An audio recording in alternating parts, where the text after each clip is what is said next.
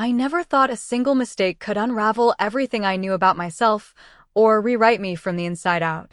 My name was Connor Hale, and until that Thursday morning, I thought I was untouchable. I was the kind of guy who floated through the office on charm and cleverness. Project manager at Delray Dynamics, mid-30s, well-groomed, decent suit game, and just enough charisma to make people overlook the times I didn't quite hit my numbers. But all that smug confidence evaporated the moment I got the email. Subject: Immediate compliance review. Report to Ms. Vance, floor 22. No greeting. No explanation. Just that cold directive. If you've never worked under Helena Vance, count yourself lucky. She was the company's chief risk officer, razor-sharp, mysterious, and terrifying in heels that could cut glass. Everyone called her the Velvet Guillotine. Floor 22 was her domain. HR, compliance, and secrets. And I was now being summoned there. The elevator ride was silent. Tense. My thoughts started through every possible screw-up I could have made. Late reports? Office gossip? That expense reimbursement for a client dinner that wasn't exactly business? No, it couldn't be that. I was too careful. The polished chrome doors slid open to reveal an eerily quiet hallway, minimalist decor, soft gray walls, a scent that smelled like expensive secrets. At the end was a frosted glass door etched with her name. Ms. Helena Vance. I knocked once. Her voice, cool and unhurried, came from inside. Come in, Mr. Hale. I stepped into her lair. The office was vast, floor-to-ceiling windows overlooked the skyline. A single sculptural orchid sat on a corner table. The only color in the room came from Helena herself. She was seated behind a matte black desk, her posture perfect, one leg crossed elegantly over the other. She wore a storm gray suit with structured shoulders and a pop of crimson lipstick that made her look like a CEO in a spy thriller. Her eyes, a cold, slate blue, pinned me in place. Shut the door. Click. Sit. I obeyed, lowering myself into the leather chair that felt less like a seat and more like a trap. She watched me in silence for a moment, then turned her laptop toward me with a single, deliberate movement. The screen lit up with photos. Dozens of them. Low-angle snapshots from around the office. Skirts. Legs. Shoes. All women. All candid. And every single one taken from my phone. My lungs forgot how to breathe. How long, she said coolly, have you been compiling this archive? It was a joke, I stammered. It was stupid. I never meant to. No, she interrupted, her voice silk over steel. You didn't mean to get caught. But you did. The shame was instant and suffocating. I wanted to sink into the floor. Vanish. I'm sorry. She raised a hand. You should be. Your position here is now compromised. I swallowed. Please. I can fix this. I'll delete everything. I'll take accountability. I'll go to a workshop. Oh, you'll do more than that. That sent a chill through my spine. She stood slowly, walked to a drawer, and pulled out a small, flat box. She placed it on the desk between us and slid it toward me with a single manicured finger. Open it. My hands shook as I lifted the lid. Inside was a pair of sheer, cream-colored tights. What? I looked up, confused, only to find her watching me like a scientist observing a specimen. I don't believe in corporate suspension, she said. It's too passive. I believe in immersion. In learning through consequence. You objectified women's legs? Then it's time you understood what that attention feels like. I don't follow. You will, she said. Put them on. I blinked. Here. Now. I can't.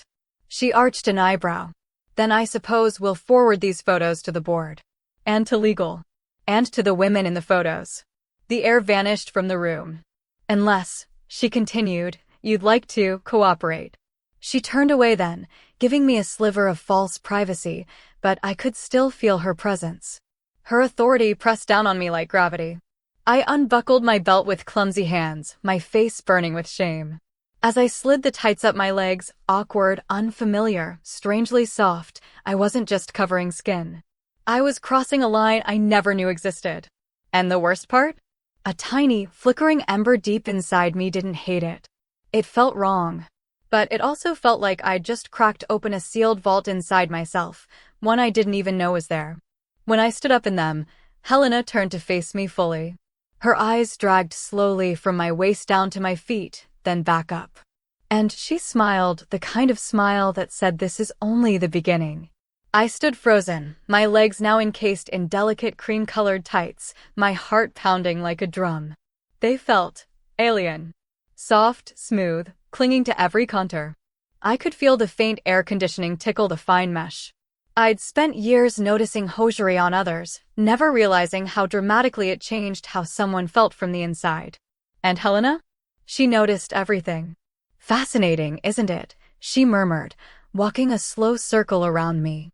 The way it smooths, conceals, defines. No blemishes, no hair, no texture. Just sheen and shape. I felt naked.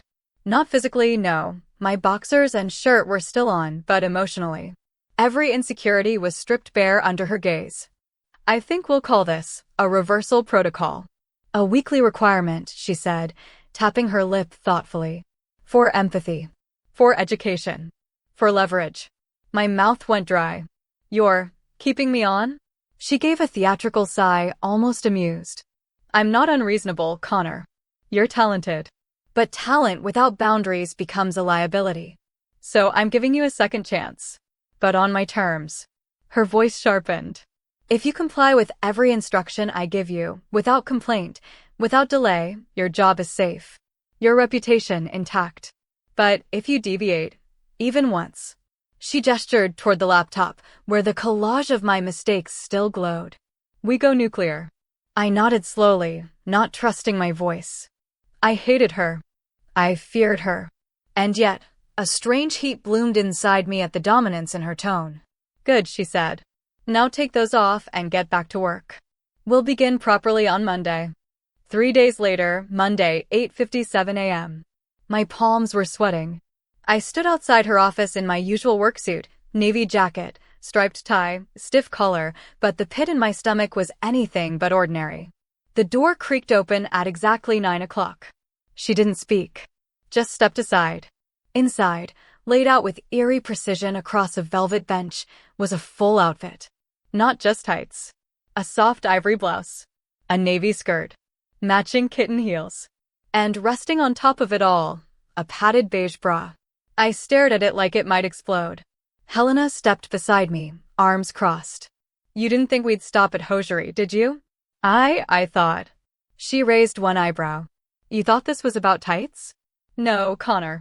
This is about understanding. Embodiment. Reform. She leaned in, close enough to feel her breath on my neck.